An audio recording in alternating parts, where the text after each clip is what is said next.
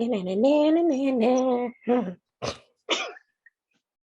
feel like that needed some, what is it? You know what I was doing. Yeah. And I'm definitely keeping it. Definitely keeping it. Cool. Yep.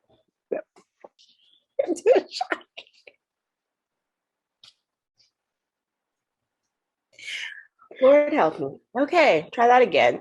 Yep. From the top. Hey everyone, welcome to another episode of the Brown Girl in Beijing podcast. It's a podcast about my Beijing life, and I'm your host, Dr. Baby.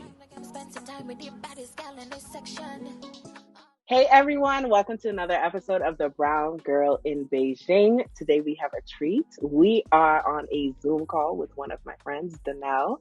And so we are going to talk to her about motherhood, about living life wherever she is and doing what she does.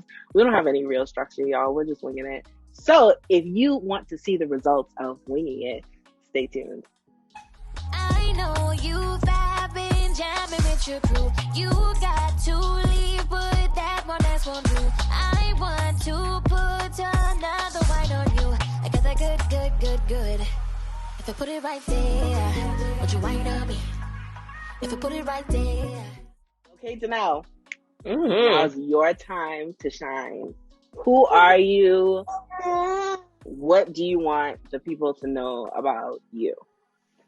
Hi, well, I am Danelle. I am a clinical research scientist by day, and also by day and night, and every moment in between. I'm a new mom.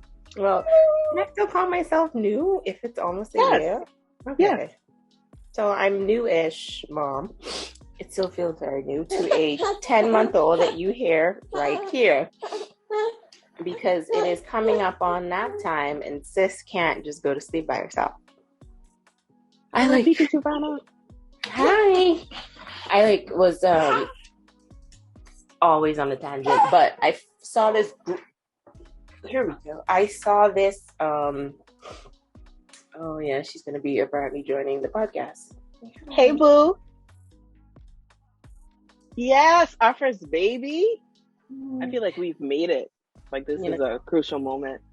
Yeah. Look at that teeth. Hey girl, what you saying? I bite mommy all the time with these. Yes. Fantastic. Great use of those. But I follow all the new moms. You follow all these Instagram pages and stuff, trying to get the info. And this person was like, we were talking about you do all this stuff for the baby to come, and you make all these rooms and get these cribs and stuff, and then you don't sleep in them. And she was doing so good in the first 6 weeks. She was in there, she was sleeping, we were great. And then one day she just woke up and was like, let's not do that again. So, and someone was talking about how their daughter sleeps in her crib since the day she was born, and she's 1 now. And I'm just like, must be nice. I'm trying to get like you. Yeah. So we have a little terrorist over here. Oh, bless her. Yeah, that's me in a nutshell. What I do all day: work and take care of 2 dogs and be a wife and be a mommy. So many hats. So many. I just got a cat and he basically takes care of himself. I should have gone a cat route. I was planning to be a cat lady, and then I met my husband, and then he wanted a dog. And so I became a dog lady, and all my problems start with him. Okay. Yeah. See, if this were a real show, this would have been the moment where we took a commercial break, but we'll keep going. We'll keep going. Okay, let me preface that for everybody who does not know me. I have very sarcastic humor, so that was a joke, little joke. Little joke? Yeah. I mean, it doesn't really matter as long as you and your husband understand the joke. There. Yeah. Everybody else, it don't matter. So, okay, tell me more about, you said critical research scientist? Clinical research scientist. Mm-hmm. Clinical. That makes a lot more sense than what I heard. because I didn't understand critical research science. I didn't. Okay, cool. So tell us what that means. Sure. So in my role, I work for a small biotech company that right now is focused on treating cancer. So in my role, I'm kind of like bench to bedside type in the middle in terms of, so I oversee like actually manufacturing the drug that we're testing in a clinical trial, making sure that, you know, it meets quality standards, all that stuff, gets regulated, does do all the back regulation stuff with like the FDA and who have you. And then I am overseeing a part of the trial that's, involved in, yes, thank you so much, involved in kind of understanding how the drug, like its effects in brain tissue. So we're treating right now glioblastoma, which is a very rare and deadly brain cancer. So like, if you're diagnosed with glioblastoma right now, you have like, I think it's like 5% chance of surviving 5 years. Horrible, horrible, horrible. So the drug that we're testing, we directly infuse into the tumor itself and then like the surrounding area. And so then my part of the clinical trial that I oversee is kind of understanding, okay, once it's infused into the tissue, what are we seeing in the tissue? Like, do we see, you know, the things that you see when you look at this type of cancer? Are we seeing down regulation or these things being at a lower level after we get the drug, which is what we want. Right. So that is what I do. Not all of what I do, but that's like the you know, the meat and the potatoes. Big part, yeah. Yeah. So right now we are treating patients. It's been a very difficult thing to do with like COVID and everything. So hopefully now, you know, people are more vaccinated and all these you know, measures are coming, or more mundane, like everyday type thing, that we get to kind of pick up the pace a bit more. But so far, so good. Take it out your mouth. That's also what I do all day. Take it out your mouth. Thank you. So with everything going on now, and with you being a new mom, do you have the ability now to be able to work from home, or do you have to go into the office? Like, how is all that happening for you? Yeah. So I'm really, really fortunate and really blessed. My job was kind of work from home before COVID. Oh, nice. So I would majority be home. And then, so my company is based up in the Connecticut area. So the nice thing about it was I was work from home before COVID. And then I would travel like once a month up there to be in office. And that's how I got COVID. Yes, we'll circle back to that. Yeah. So I would go once a month. And then once COVID hit, I got sick. And then, you know, the world kind of shut down. And I just haven't had to be back since. So it's like 2 years now. I've been 100% work from home instead of like the 80%. So it was nice. And that kind of factored into, you know, deciding this was a good opportunity to have a child. Because my husband is also, his job was like half work from home, half in the office before COVID. And then now he's been able to work from home since then too. So nice. We've been very blessed in that sense to be able to be home with it's hard to work and then have her, but we also are able to keep her in the house and not have her like go to daycare, because every time you turn around, daycare is shutting down now because somebody's sick. And then she also, and this could be because she's a pandemic baby and just doesn't know other people exist, but she also doesn't like people. Fair. I mean, same, but fair. I get it. I mean, honestly, and I keep telling my husband, I'm like, that doesn't have to do with a pandemic. That has to do with she's your child. You don't like people. Yeah. It's genetic. It's genetic. Yeah. Right. Yeah. Like, who are people anyway? I mean, Right? And so she's very stranger danger. Like, please leave me alone. fair. Okay, so let's double back because I forgot that you did have COVID. Like, I forgot that happened. Yeah. Yeah, please tell us whatever you want to share about that time.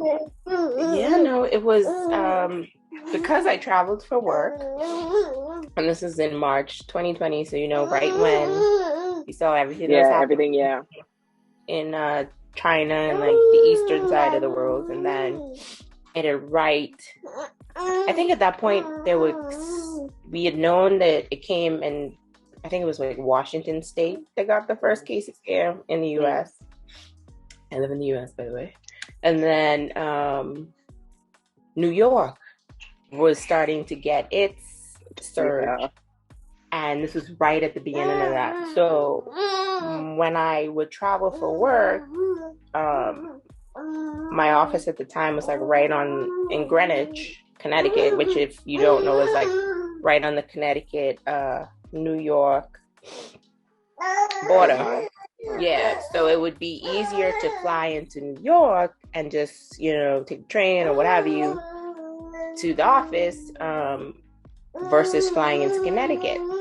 So I flew into New York, and I was in New York, and then I went to work, and I was there for like a week, maybe. I don't think a full week, like Monday to Friday. And then I went to New York, flew out of New York, and so I went Monday, and I came back on Friday. And it was so funny because, like, at the point, we weren't wearing masks, but I was like wiping everything down and hand sanitizer. Like, I was like, I can't get sick. Because you heard the horror stories, and I was like, no, thank you. Yeah. My body was like, KK, girl. So, like, that Friday, and now, like, I tend to have a weaker immune system kind of thing. So if something in a 100-mile radius, guess I'm going to get it. So usually when I fly, I end up with a cold or something. Thank you so much. I end up with a cold or something afterwards. So I just thought it was like a cold. I came home and I felt icky, and I was like, okay, probably just me flying. And then I had a cold. And so that Friday I went to sleep. And then Saturday through Sunday, like, my body was like, nope, this is not anything you've ever experienced. At first it was like body aches, fever and all that. And I was like, yeah, I'm probably, got COVID. So I went and got tested. And, at that time, results was taking weeks, and it wasn't very accurate and stuff. So by the time I even got my results, I was on the swing back up. It was like almost 3 weeks later. Oh, wow. And it came negative, but my doctor didn't think that was right. And she told me, like, go get retested. I was like, no, because y'all gonna make me quarantine again. And I'm not doing that. And even the person who took my test at that point, not knowing anything, he didn't even probably take it right, because he was like, now they stick it way up there. And he, like, dibbled my nose and ran out of the room. I felt horrible, and I had the shortness of breath. And I called my doctor. Well, my cousin, he's a physician in Australia, and I was talking to him, and he was like, okay, prop up, do these things, because I didn't want to go to the ER. Because I knew if I went in, they keep you and they isolate you, and I was like, I don't want to be by myself. And so I went to the doctor the next day, and they gave me like a steroid to open up my lungs and breathing. I think that was the scary part. Like, everything else felt horrible, and like you felt like a truck was running over you, but you were like, okay, I just need to lay here. But that not feeling like you could take a deep breath, that was scary. And I was like, okay, don't want to do that again. Because I've been super anal kind of about exposure since that, especially now having her, like, you can't wear, like, I'm vaccinated, my husband's vaccinated, you know, that's comfort because statistically, if we get sick again, it's not going to be anywhere near it was. But like, she's not vaccinated and stuff, so like, you know, he laughs at me, but I'm like, no, because how would I feel that I got her sick, you know? Yeah. So even if you come in here, you got to wear a mask. Like, you can't be up in her face without a mask on. Like, and I live in Florida, so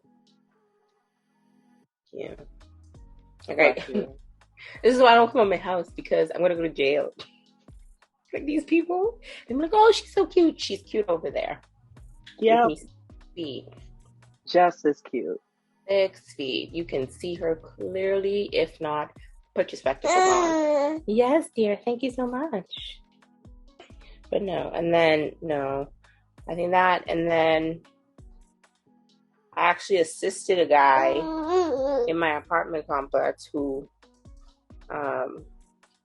ended up unfortunately passing away from COVID. And so then, even then, I like wore a mask in my house for a week because I got exposed and I didn't want to get exposed. And you have to, that's something that I didn't realize also, that you have to think of all these things now with a child. Yeah. Like, this week I wasn't feeling well, and I was like, I still have to care for another human when I need to be taken care of. But no, it was a rough. And I felt like crap for like a couple good weeks after that. Man, I'm sorry, sis. Like, I'm glad that you're better, but I'm sorry that you had to go through that. So here we are, 2 years after having COVID, almost 1 year after having PikaChuVanna. PikaChuVanna is my name for her because there is a picture of her where she has a little like eyebrow raise, and she has a look on her face like the Pikachu meme. If I find the meme, I'm going to put it up here. Mm-hmm. But I now call it PikaChuVanna. I used to call it Shanna because I name everybody's children after me. Wasn't it like Shanna PikaChuVanna or something like that? Shanna PikaChuVanna is also, yes, her name. Yeah, her legal name. So yeah, that's what's in a passport. That one. There we go. My love. So almost a year of having her. 2 years post COVID, working from home, dealing with her, being a wife, being a dog mom. What is like a typical day for you? What does that look like? No. So, I mean, and I think that's the hardest part for me. I'm a very routine creature. Like, I need to have routine so I can feel like I'm in control. And then you can have the best intentions of, okay, this is what my day is going to look like. And then that gets shot to hell. Because you're at the whim of these little humans. And so, I mean, right now, in this stage of our life, a day could be like, we're waking up anywhere between 6 to 7 right now. And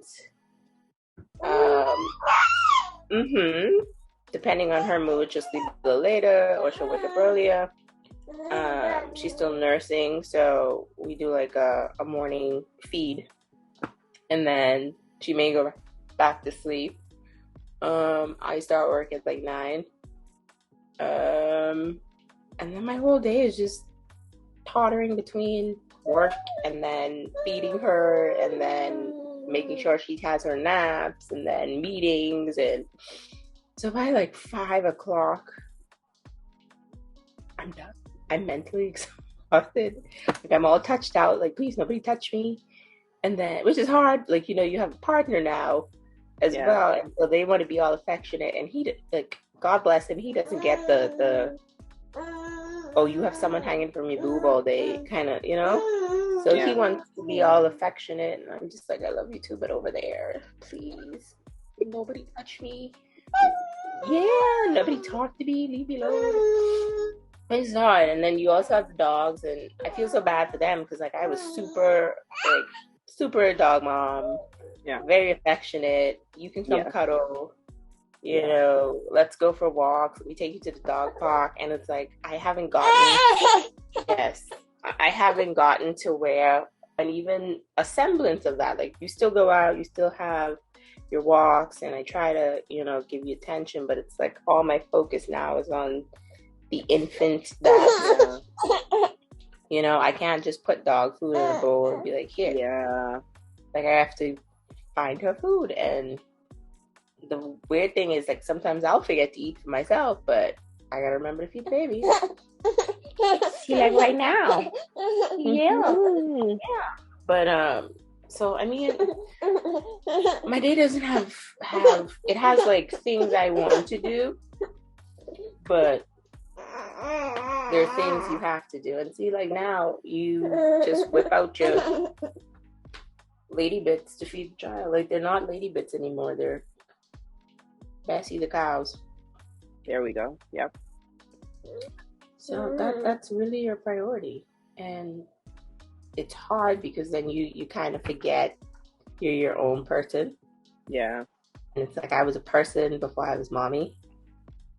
But now, and then it's what the role expects. It's especially at such a young age, like you can't do anything for yourself. So even with you trying to now like feed yourself more solid food, I still have to sit here and watch you and make sure you're not choking on something. And like now she's very like some people's kids, and you know that meme is be like, where do you get one of those from Amazon? Like, how do I purchase that? Like they're very like you could set them down and they'll put themselves to sleep, and she like look, she won't do that. Even right now, she's kicking me with her foot. Look. She has to touch me. She needs to be held to fall asleep. And I'm just like, I love you, girl, but I'm tired. That's fair. Yeah. Like you can't. Look at her foot. Look at her foot. This is how she goes to sleep. This is what she wants. And it's cute, yes, but girl, just lay down and go to bed. No, I definitely get it. Yeah, but can't you just lay down and go to bed? Oh, bless you. I mean, I very much, like, I applaud you. I salute you. Like, there are a lot of things that you are juggling. And me right now working, and that's really it. That's all I'm doing. I'm just working. And I have a cat, but he takes care of himself. And so I can't even, and I'm exhausted. I'm exhausted literally just from my Monday to Friday job. So I know that I want children in the future. I would like to have children, preferably with a partner. And when we are stable enough financially to be able to do that. But I just, like right now, I cannot imagine. Yeah. And I mean, I don't see, because like right now, she got up. I didn't tell her to get up. She got up. Okay.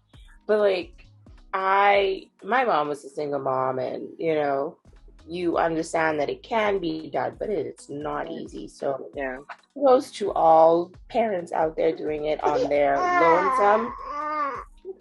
But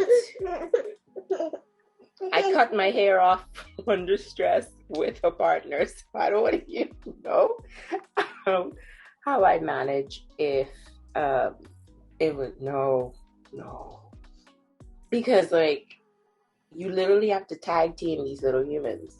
Yeah. So like last night she wouldn't go to sleep for me, and I haven't felt good all week, so I was at my wit's end. And so he came and he got her, or like the night before I needed to sleep, and she just would not sleep with me, and he takes her out the room so I can sleep. And it's like I don't know how parents do it by themselves. I mean, like you do it because you have to. Yeah, you get it done, right? But I know they're exhausted because I'm exhausted, and it's two of us. But no, I mean, like the one thing I will say, it's great to have a partner. It's great to want to be more financially stable, because I also wanted us to be in a position where it's like, okay, you know, adding her would make her life miserable, because you don't want to be in a situation where you bring a child into something and it's not a good situation to bring them in. Like, you don't want your child to have to suffer. But even then, like, you'll never feel ready.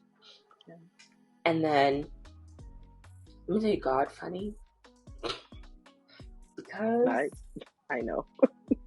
God so funny. So like with me, I have something called polycystic ovarian syndrome. Yeah, so, we're sisters. We're sisters. You get me. So, you know, all your life, or however long since you've been diagnosed, you hear, oh, it'll be difficult. Yeah. You know, it could take some time. And so I got diagnosed when I was 15, 16. So at this point, that's like 15 years of me hearing it'll be difficult, you know? So when we decided to try, it'll be difficult. So I'm mentally telling myself, oh, it'll take at least a year, if not longer. I have time. I could shift my headspace, you know? Boop. I met with my new OB in June, July of 2020. Because I knew, like, okay, I want a Black woman, you know, I in the U.S., maternal mortality, especially for Black women, up there. So let me find someone who will, you know, take care of me in this vulnerable state. Met with her in June, July. We caught up with my history. We started to talk about things, and she was like, okay, first step, let's get you, you know, the biggest thing, we don't have regular cycles as women with PCOS. So she's like, let's get your cycle normal, or in normal and at least regular. And, you know, ever since I've been trying to figure out how to live with it. You get like weight management or what have you, whatever you need to do. And this was like June, July, September. I took a test. Yay! God, so funny. Oh man. When I went to my doctor in October to get an ultrasound, she was like, you wasted no time. I was like, right out the gate. But no. And I think one of the things that I want to do as, you know, a mother, I think like people sugarcoat being a mother. Like, no, this is hard. Yeah. And it's exhausting. And there's so many things like our parents or, you know, society or whoever should have told us. Like, pregnancy sucked. Like, some people are like, oh yeah, no, it was great. No. For me, pregnancy sucked. And that was another thing, like working from home, I guess, was like a godsend, because I literally threw up my entire pregnancy. And so I couldn't imagine not being able to, you know, work lying in a couch, or working a lot of time from a bathroom floor, because I'm literally laying there throwing up. Oh, thank you, Mama. And then giving birth was the easy part. Like, people tell you, oh, that's so scary. Yeah, it hurt. But then it hurt so much, you just kind of in this haze. And so, you know, it's what your body feels like after that's tough. Like, you don't feel like you feel like, I don't know this person's body. It's very like it's literally an out of body experience. Like, your body goes through so much trying to catch itself, and you just pushed out a 7-pounder, and then like just feeling you were in this space where you're trying to get back to normal, but then you have to understand and let go that that's not your normal anymore. Yeah. I think that's been the hardest part of the postpartum period, is like, you now have to figure out how to take care of this one, plus take care of yourself under this new umbrella of, okay, who you were before, how you lived, that goes away. And I think that's because it happened so quickly for me. I never got the mental shift there. And so that's the one thing I say, if you are going to be trying, or you say, okay, I'm ready, or, well, you'll never be ready, but if you're going to start trying at whatever time period to not only prepare yourself physically, but like mentally. Yeah. So, and that's something the epiphany we're going to talk about was, you come from a culture where it's like everybody helps raise everybody's kid, and now you kind of feel very, very isolated because you're in a foreign country by yourself. You don't have that big family unit like you did. And Mami, God bless her, she came here for like 3 months to help in the beginning, and even then, with her help and with my husband, I was still exhausted. So imagine if you don't have that, Yeah. So it can be very isolated. And I think even in the pandemic now is like, now you might have more leeway in being like, okay, let me go find like a mommy friend group or something to have a bit more support. But like in the thick of it, when, limiting exposure, like you couldn't even have certain people in the hospital when you're giving birth. Like thankfully, when I had her last year, it was like right on the cusp of everything going down before like all the Omicron and Delta variants and whoever. So I was able to have, my husband and my doula, but I could still only have 2 people. So like my mommy couldn't even be there. So that was very isolating of itself, but it can be an isolating experience, but it's good in the sense of you have this little person who's dependent on you, and they're so cute. And this one, she's a terror, but she's so funny. And it's like, you don't look like me, but you have my attitude. So every time she does something, I always message my mommy and be like, I'm so sorry. This is my apology text. Because look, this is the best of them right here. Look at that. Best of them. That's all she wants. Like, she couldn't just lay here and do it on her own. This is what she wants. A little sugar. But no, they're cute. They're adorable. Yeah, man. Shift your mindset whenever the time comes. You'll never fully be ready. You just gotta bite the bullet one day and be like, all right, this is it. Let's go. Let's do this. And then what happens, happens. But you feel ready, because even when you're in it, you just be like, what did I do?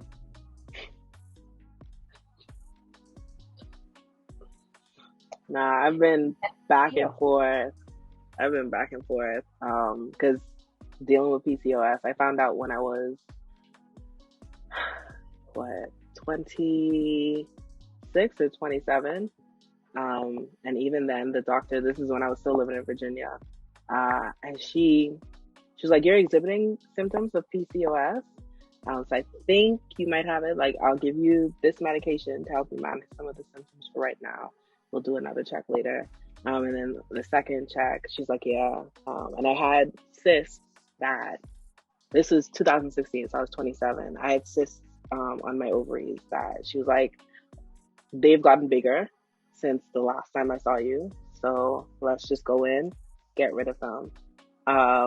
Even now, I think I do have cysts on my ovaries, but the doctors here don't think that they're a problem at the moment, at present.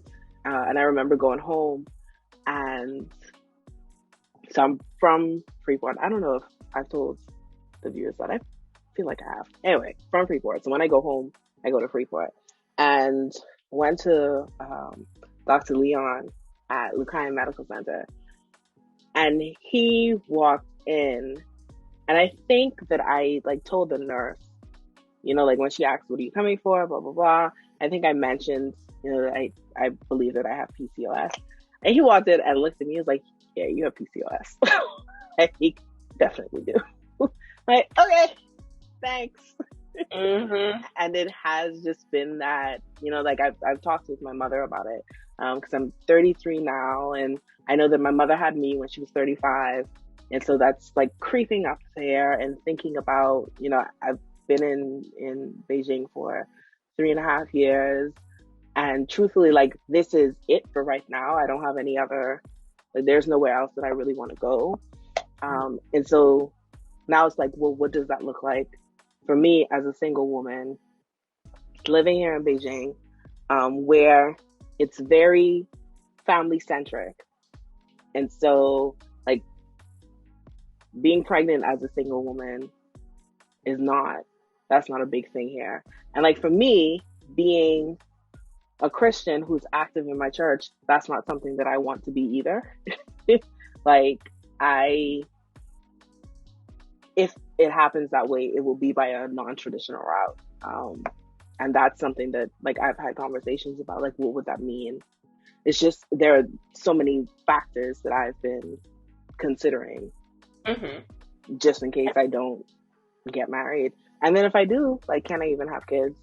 So yeah, it's been a lot of stuff running through my mind, especially the past year or so, I'd say. But I don't know. I mean, your story is inspiring.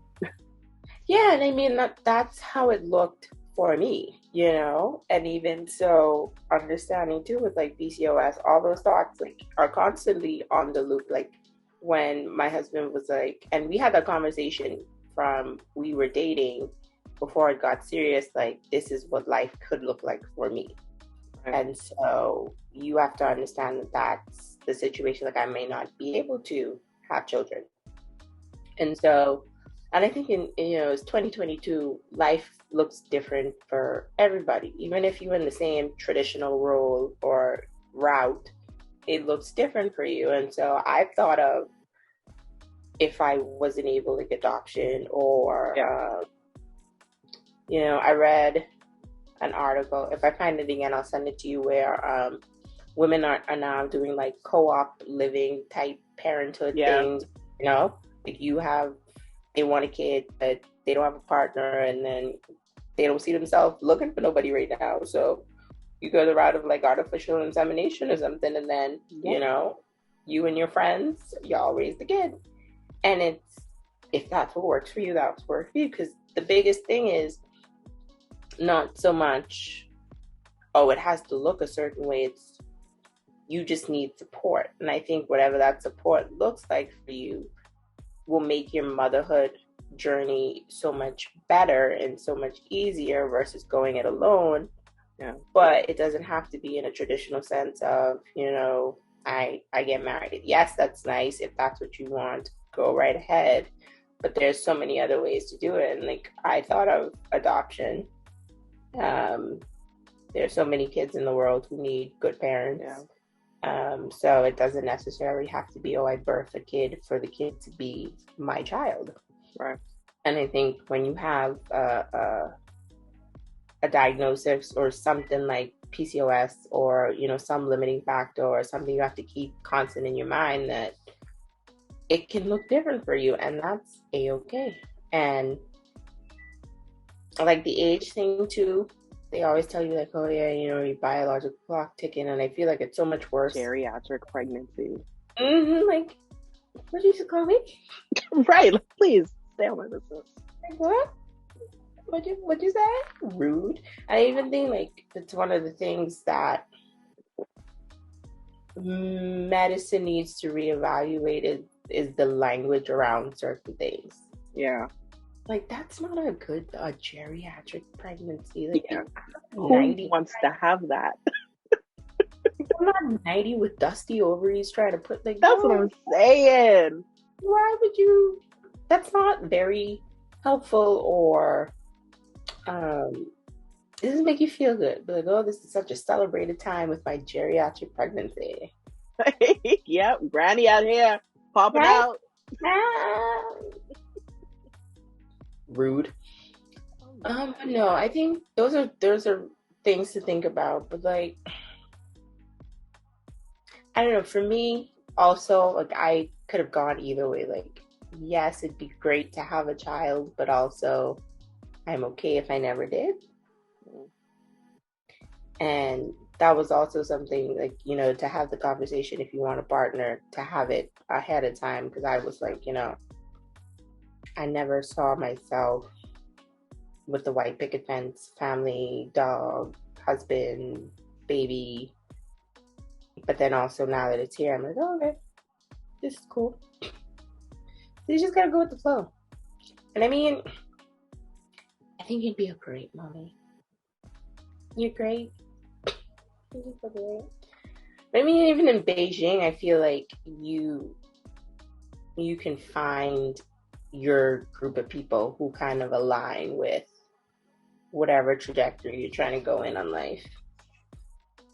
I definitely have. Like, I've found my tribe here in Beijing. Like, I miss home, but I miss home in that I miss the people from home. I miss, the friends that I had.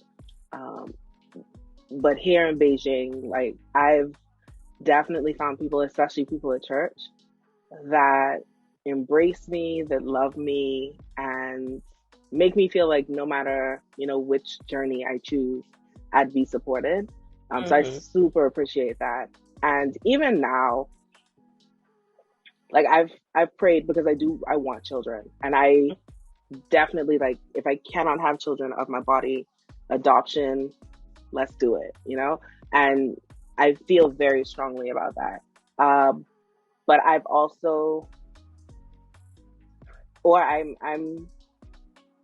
don't know, maybe God has given me like this little family here in Beijing. And so I have these, there are college students, they're either undergrad or doing their masters. And some of them call me Mama Shan or Mama Bear. Some of them straight up call me Mommy.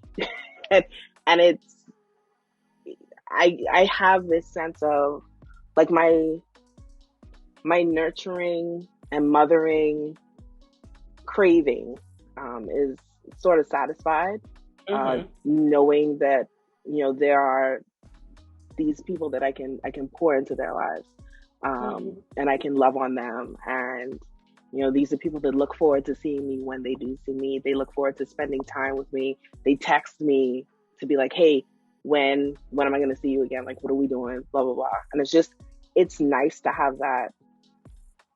It's nice to have that. Like, I was the baby of my family.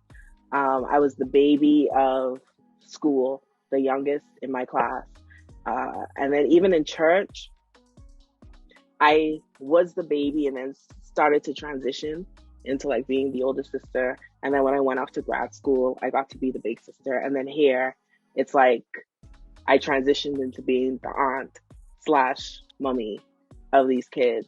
And I'd started thinking, like, if this was it, maybe I'm okay.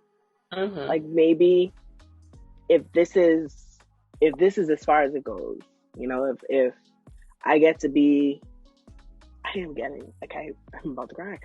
If I get to be, like mommy to these kids and to my students, because I teach, and those are also my babies. Like they wear me out every single day, but they are my babies.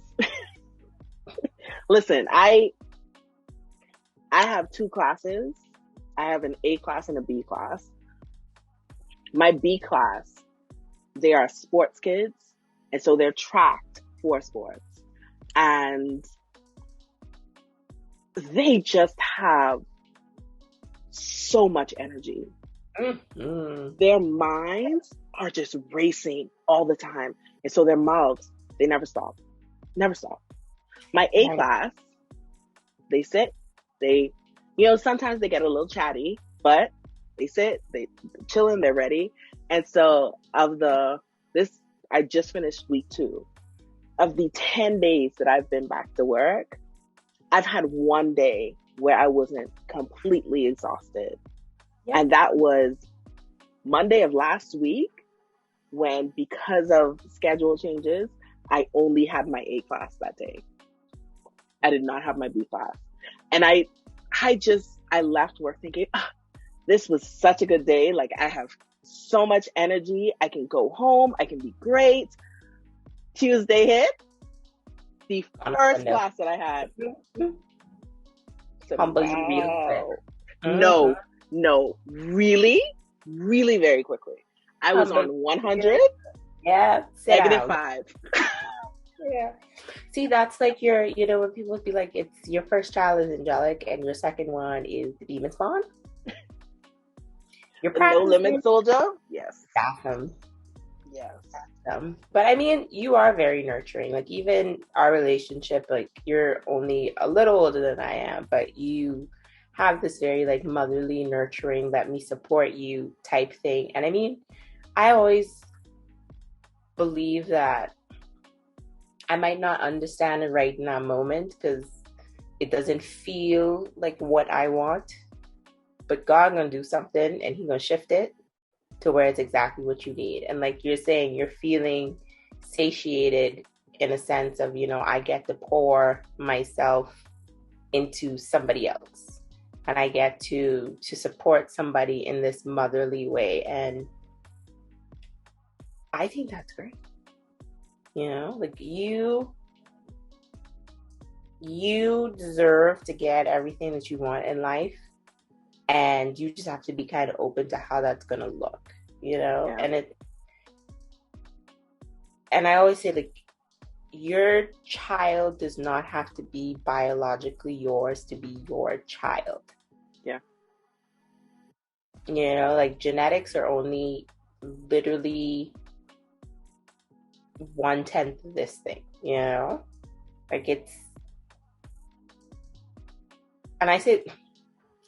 So, I don't have a very good relationship with my biological father. Fine. But it's like, that my genetic father. But when I think of like father figures in my life, that's not who comes to mind, Yeah. So it's a very small aspect of, raising. And so if you biologically don't have a child, it's just, like you say, adoption. There are plenty of kids. Plenty. And even me, like, I have a biological child, but I also want to adopt at some point in my life because it's such a blessing to somebody else. And it's so good that you have like a tribe and church family, like whatever route you take is going to support you because, as Christians, that's not sometimes we can't say that about everywhere, Yeah. Like, I just had an experience this week where I was like, that, not me, but like seeing something, I was like, this is why people dog Christians the way they do, because we are some of the most judgmental and hypocritical. And why would somebody want to say, if this is how somebody who follows Jesus looks, why would I want to do that? Yeah. Like, so it's good that no matter what route, and if it's not the traditional one Shannon gets married to some great person and has a baby, and if Shannon wanted to adopt, so Shannon adopted. Meet my little son Nico. Hey Nico. Thanks. And why should that be any different to the level of support and love that Shannon and Nico get? And now you have to name your son Nico because I said it. No, literally, I'm just thinking like, wow, we've done that. So, yep. Shanna PikaChuVanna? Yeah. Nico. Admittedly, so Nico is a much easier name to say. That's fine. We'll work it in. It's fine. That's fine. Nico's a very good name. Okay, middle name. That's his Nico and Eko. Do you have a preference? I'm seeing a Niko.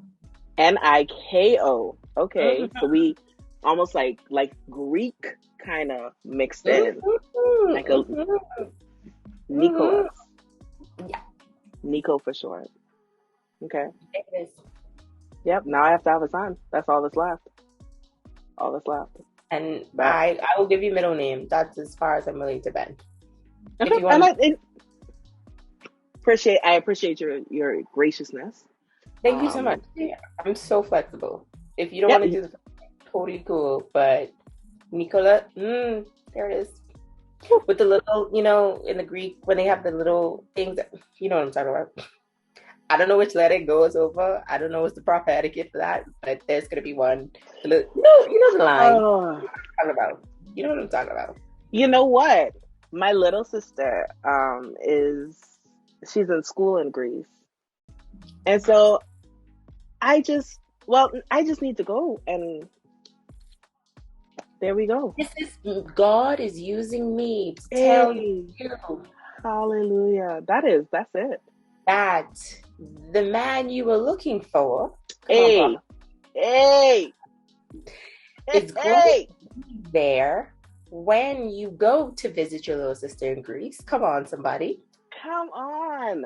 And the ram is in the thicket, and the thicket is in Greece. Yes. Hey. His name is going to be Nikolai. Okay, come on. That's where little Nico is going to come from. Hello. Now, when this comes to fruition, let me just say a toast at the wedding. Thank you so much. I don't need to be in the bridal party. I don't have to do any of the extravagance. Just let me have a toast, and we're going to play this video in the background on a big projector screen. Yes. Then I'm going to tell Nikolai and be like, I knew you before you knew this was happening. Come on. Yeah. That's it.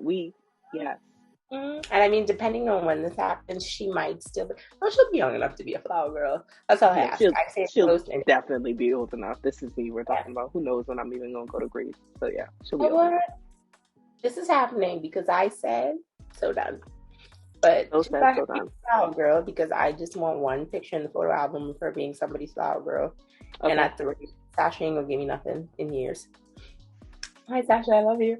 And so that wasn't me, Sasha. That was your friend. Yeah. So just let her be the flower girl, so I can have that cute picture in her little scrapbook. But other than that, I just want to say toast. Okay. Toast here, flower girl. Yes. See, look at that. Yes. You didn't think that was going to happen today, did you? Nope, sure did not. I did not think that we were going to get here. But this is where God has to be. There you go. That's the blessing of winging it and just following. He just walked in here and walked like that. I don't know what that was. He couldn't handle the weight of the spirit that's in the room. Wow. Couldn't handle it. He couldn't handle it. That's all right. Mm-hmm. I think this is the perfect stopping point. That's it. Yes, I was definitely just about to say, you know what? Mm-hmm. I think we're good. Miss Mama's is sleeping. I think slumped. I think we are good. This was good. Yeah, see? I will say this last thing. Also, women or just parents in general who have the time and energy to be all dolled up all the time while having children. How? People in general who can do it. I mean, fair. How? Fair, completely fair, but especially when you how? I don't know. How? I don't know. I'm looking at my face. My eyebrows have not been shaped up in years. I am still pulling off lashes from the last time I got them done, which was for my birthday, maybe. So almost 2 months ago. Very well. Yeah. So the only thing that I maintain is my haircut, and I use the word maintain loosely, once a month, as it's very much growing out. But no, yeah, I salute them because I don't know. That's not my ministry. You saw foot stress and not wanting to get it retwisted. I had locks, by the way, if you don't know. They were, past my shoulder. They were flourishing. Yeah.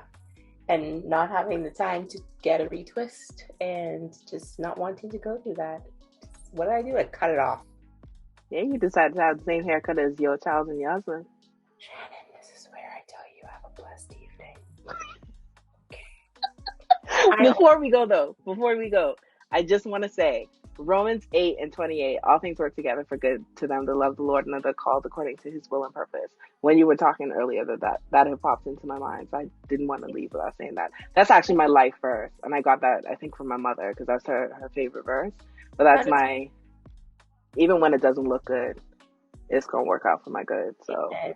That is one of my life verses. That, I have 3. Romans 8:28. What was it? Philippians 11? 4:3. Oh. Which one are you saying? I can do all things, or be anxious for nothing, which is be anxious for nothing. That's my mother. She will tell me, be anxious for nothing, but in everything, or prayer supplication, make your request known to God. Hey. Mm-hmm. That's it. And then also 1 John 2:19. Ooh, what's 1 John 2:19? They came out from us because they were not of us. Because had they been of us, no doubt would they have continued with us. Ooh. Ooh. Ooh. Don't hold on to these people. Right. Yeah. Because they left because they wasn't with you. Come on.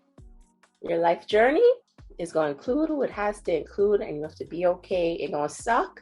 It's going to hurt. You're going to be a little wreck for a while, but some of these people got to go. They're not meant to come to your next season with you. Oh, see? Come on. Stop. No, this is where we stop. Mm-hmm. Okay. That right there. Before I start, glory. No, because then I got to pass around the offering pan. Yeah. You would like to donate to Brown Girl in Beijing? You can reach Shannon at. It's collection time, Saints. Please. That makes sense. You will donate to her trip to Greece to meet who? Nikolai. Oh, yes. Nikolai. Yeah, if y'all want to fund my trip to Nikolai, let me know. And then also, if there's somebody who is in Greece watching this and you know of a Nikolai, who's preferably, like taller than me, a little thick, a little meat on the bones, that would be nice. I'm just saying, just putting it out there. Okay, for real. We gone. Thank you, Danelle, for joining the Brown Girl in Beijing, all the way from Florida. I appreciate you. I appreciate your time. Appreciate PikaChuVanna, Shanna PikaChuVanna, and all of her ad libs. It's very surprising that she slept through this like this after her meltdown. So clearly, she loves you too. That's what I like to hear. This is how we do a heart. There you go. Yeah. Oh, that's adorable. Yeah. This is how I greet my kids sometimes when I'm walking down the hall and they're like, Dr. E! What they call you? Dr. E. So, okay. I know we're ending, right? But one of my kids, one of them, I don't know, maybe they read my ID card or something, because they always just call me Dr. E. I gave them options and they chose Dr. E. So one of them was like, is your name Shannon? I said it is not. It's Shannon. They said, oh, Shannon. Yes. They said, so why do we call you Dr. E? I said, because my last name is Evans, but you don't actually call me Dr. E. You call me Dr. P. So what are we discussing? Why do you call me Dr. P? He had no response. So that's what my day. So my days are like. How old are these children? They are about 12. Yep. 11, 12. One or two are 13, but 11, 12. And this is something I still stand by. I've always said, even if, having my own, that I just want to check out between 5 to 18. And that story right there is evidence of what. Send it to me. I'll get it straight. I'll send it back.